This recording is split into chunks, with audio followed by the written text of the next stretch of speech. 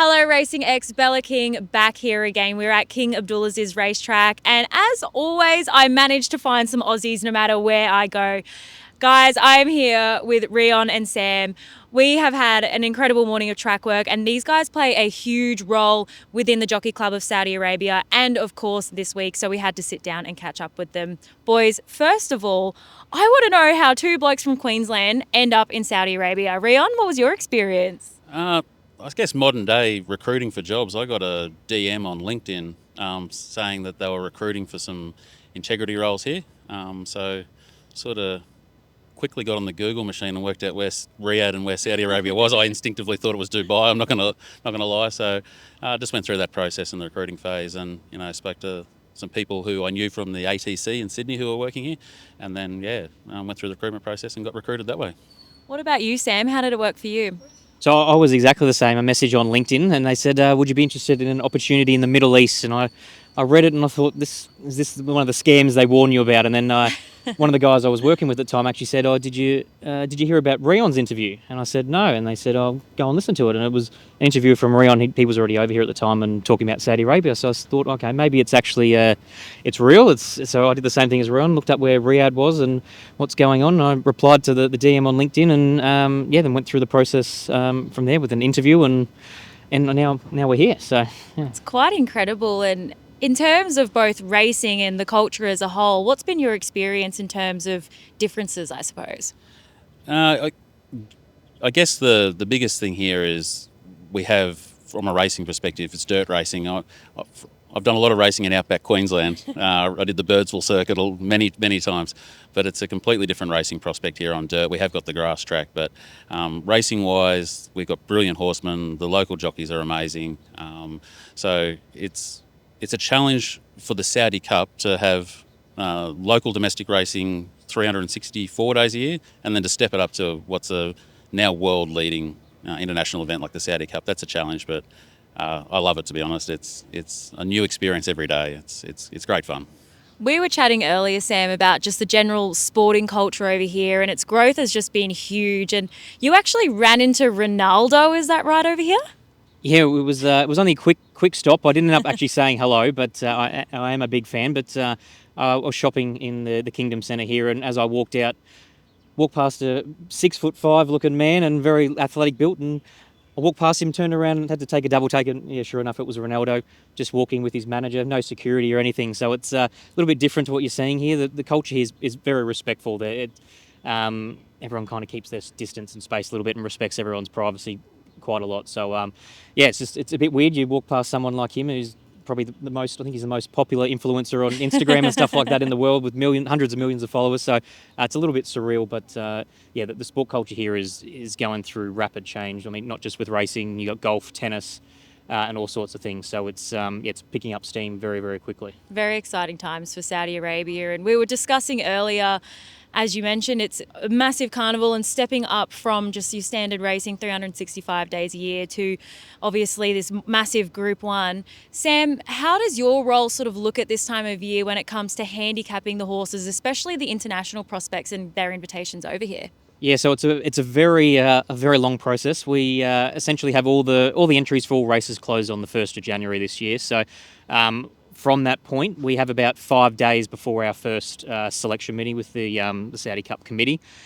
So between 1st of January and about the 5th of January, I go through and qualify or non-qualify all the horses, all the international horses. I think we had roughly about 900 this year.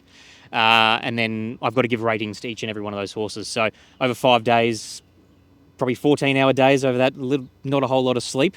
I've got to go through and give ratings to all those horses. So we use a lot of the domestic handicappers' ratings from their home country. So we use the domestic rating as, I suppose, a qualification to decide whether they're qualified or not. And then we also provide them an international rating, which is more my opinion, and what has also been kind of approved internationally by the other handicapping team from around the world. So there's a lot of horses, a lot of work, and then over the whole month of January, they can improve their ratings. So we have to monitor all those horses. So I'm keeping track of hundreds of horses from America, Japan, Hong Kong, Australia, Europe, all that kind of stuff. So monitoring them all pretty much every day. I've got an email set up with Tracker and 1,000 emails popping through per day. So it's quite a lot of work.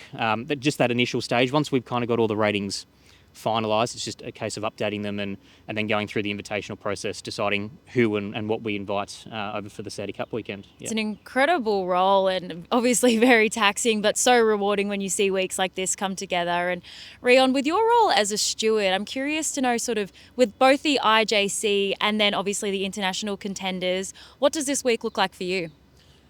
To be honest, I actually find it easier to deal with the jockeys this week because with the exception of probably 3 or 4 Panamanian or South American-based jockeys we have here, it's all Arabic speaking. We have to use translators through a couple of Saudi stewards we have to be able to communicate with those guys. So to actually get a lot of guys to speak English, and girls for that matter, to speak English here, I actually enjoy the process of being a steward where you can communicate and interrogate and, question jockeys on their rides and whatnot. So, we've got jockeys coming from all over the world, got clearances coming in every day.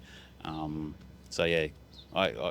thrive on the battle with jockeys, to be honest. In the jockeys, I bet Luke could attest to that. Yeah, Luke's one of the better speakers. I have to say that I've done battle with Luke many times. Same. I think I'd say it's 50-50. Luke's won a few, I've won a few. I enjoy this week. It's a pleasure to deal with the ability to speak English, to be honest.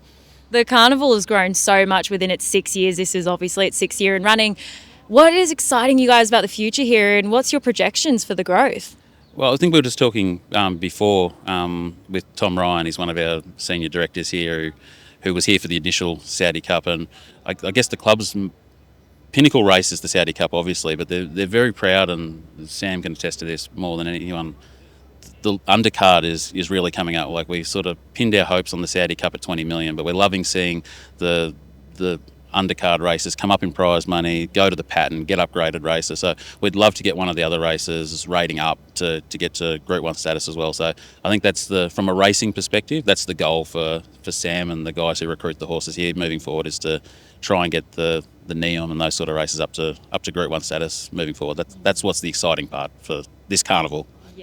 You mentioned earlier, Sam, that the Neom in particular was raced at a Group 1 level last year. What would it take this year for us to have to see for it to be elevated to that Group 1 status? So with the ratings, we essentially take the ratings of the first 4 finishers. So ideally we have our 4 highest rated horses run 1, 2, 3 and 4, which would make my job a little bit easier. So we have Shin Emperor this year rating 123 in the Neom. So if he could go and finish in the first 4, that helps us a long way. So last year the Neom, from my figures, rated above Group 1 level.